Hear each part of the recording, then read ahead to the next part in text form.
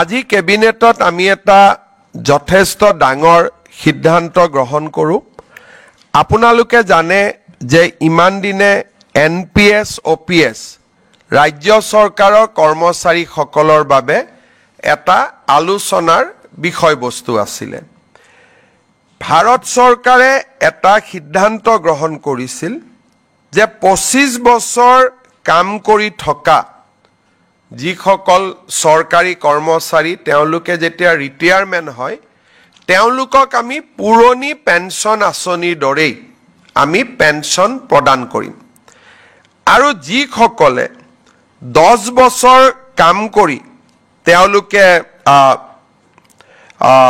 Retirement হ'ব লগা হয় তেওঁলোকৰ কাৰণেও আমি পেনশনৰ ব্যৱস্থা কৰিম।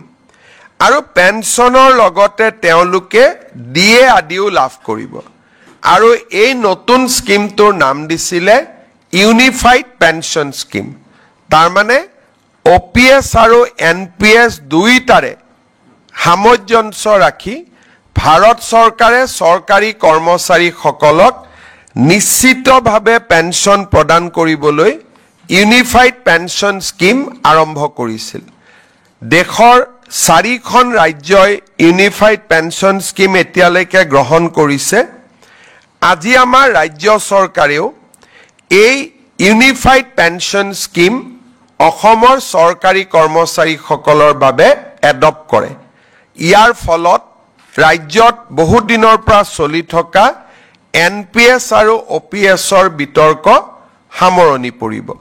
যিসকলে NPSত থাকিব খোজে বিশেষকৈ যিসকল ডেকা লৰা নতুনকৈ নিযুক্তি হৈছে তেওঁলোকে NPSতে বেনিফিট বেছিকৈ পাব UPSত কৈও। কিন্তু আমি দুইটা অপচন তেওঁলোকৰ বাবে খুলি দিছো যে তেওঁলোকে নিজে বিচাৰিলে NPSতো থাকিব পাৰিব বা তেওঁলোকে UPSতো যাব পাৰিব। UPSলৈকে যোৱা মানে তেওঁলোকে নিশ্চিত পেনশন OPSৰ লোকসকলে যেনেকে পাই আছিলে ওল্ড পেনশন স্কিমৰ UPSত গলে তেওঁলোকে নিশ্চিতভাৱে পেনশন লাভ কৰি থাকিব।